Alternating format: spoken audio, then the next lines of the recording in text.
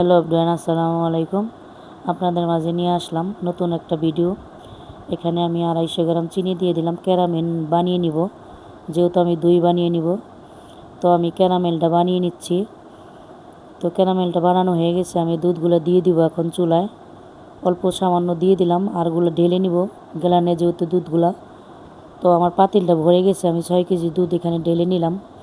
এখন জাল দিব দুধগুলা। তো জাল দিয়ে নিচ্ছি, যেহেতু লাকড়ির চুলায় আমি জাল দিব। তো দুধগুলো বলক এসে পড়েছে। আরেকটা পাতিলে আমি কিছু দুধ কমিয়ে নিলাম, যেহেতু দুধগুলো পড়ে যাচ্ছে। তো পড়ে যাওয়ার পরে আবার এগুলো ঢেলে নিলাম, যেহেতু অনেকক্ষণ জাল দেওয়ার পরে দুধগুলো কমে গেছে। তো সেই দুধগুলো আবার ঢেলে নিব এখানে।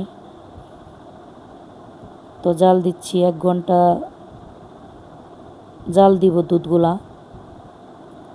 আবার এখানে আমি দুধের ফেনাগুলো উঠিয়ে নিচ্ছি, যেহেতু ফেনাগুলো থাকলে দুধটা কালো হয়ে যায়। তো দুধের ফেনাগুলো আমি উঠিয়ে নিচ্ছি, আলাদা একটা পাত্রতে তুলে নিচ্ছি।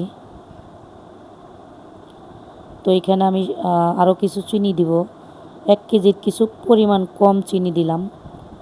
তো শুরুতেই অল্প চিনি দিছি, আবার কিছু চিনি দিলাম, যেহেতু মিষ্টি কম হয়েছে। তো আবার একটু চিনি কিছুক্ষণ পরে আবার দিয়ে দিব। তো নেড়ে নিচ্ছি, নাড়াচাড়া না দিলে নিচে লেগে যায়। তো ভালো করে নাড়াচাড়া দিচ্ছি, আবার কিছু চিনি দিয়ে দিব। তো এরকম করে আমি 3বার চিনি অ্যাড করছি, যেহেতু দুধগুলা অনেক দুধ, মিষ্টি কম হয় এই জন্য।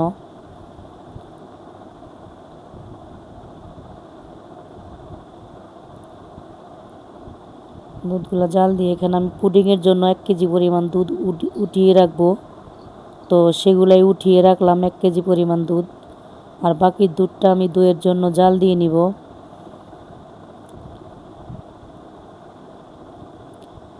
তো জাল দিচ্ছি, দুধটা জাল দেওয়া প্রায় শেষের দিকে। এখন আমি নামিয়ে ঠান্ডা করে নিলাম, কুসুম গরম পান করে নিলাম। এখন এখানে আমি কিছু সাজা দিয়ে দিলাম, যে কেউ অনেকে বলে বাজারে কিনা দই, কেউ সাজা বলে, তো আমরা সাজাই বলি। তো এটারে মিক্সার করে নিলাম ভালো করে। এখন ছেঁকে নিব, যেই পাত্রতে আমি দই বসাবো সেই পাতিলাটার মধ্যে আমি ছেঁকে নিচ্ছি একটা সাদা কাপড় দিয়ে। তো এই দেখেন বসালাম দই, এই ফাইনাল লুকটা দেখেন কেমন হলো। আল্লাহ হাফেজ।